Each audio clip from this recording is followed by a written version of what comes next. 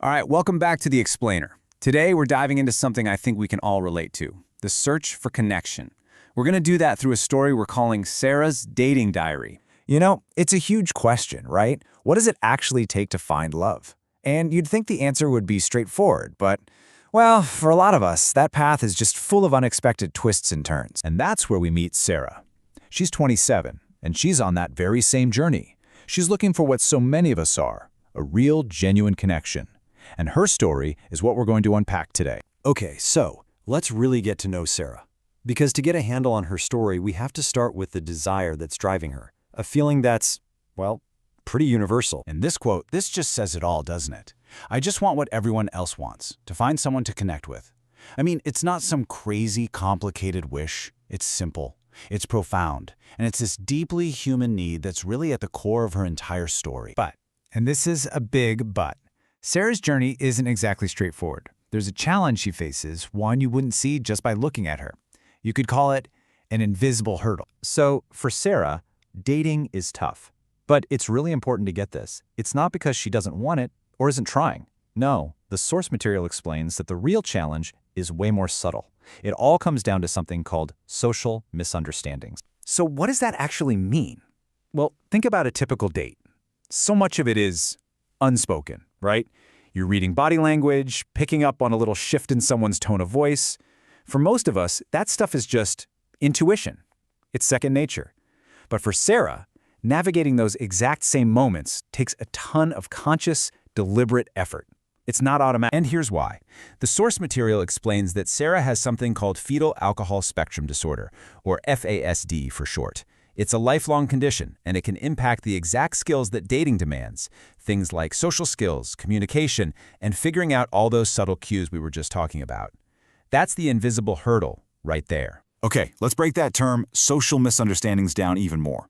What does that actually feel like when you're on a date? Well, it's trying to read body language and thinking, are they actually into this, or are they just being nice? It's hearing something and wondering, wait, was that sarcasm? Or were they being serious? It's that split second of panic when you have no idea what to say next. It's missing those unwritten social rules that most of us just kind of absorb without even thinking about. But here's the thing. This is not a story about what Sarah can't do. It's a story about empowerment. It's about taking action. And that brings us to what we're calling a kit for love. And this is so important.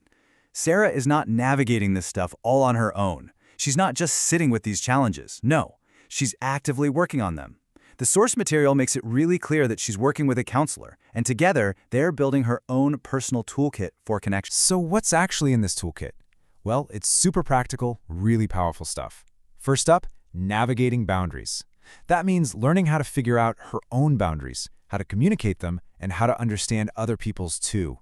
Then there's understanding consent, which honestly is a crucial skill for any healthy relationship. And finally, honing her conversation skills. It's all about building that confidence, piece by piece. So, with this toolkit, Sarah's really on a whole new path. And that brings us to our final thought here. The journey continues. Remember that number we started with, 27? We're coming back to it now because it's so important. See, this isn't a fairy tale with a neat little happily ever after bow on it. This is real life. And Sarah's journey, just like anyone's search for love, is still happening.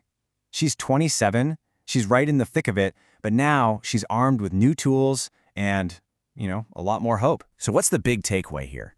I think it's this incredibly hopeful and also very practical message. For Sarah and for so many other people who are dealing with challenges you can't see, love isn't some impossible dream. It is absolutely possible. It often takes the right kind of support and skills that are specifically tailored to what that person needs. And that leaves us with one last thing to think about.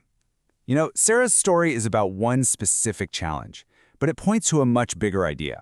It really asks all of us, how can we get better at seeing the challenges we don't immediately understand? How can we be more aware of the invisible hurdles people all around us are facing every single day? Thanks so much for joining me on The Explainer.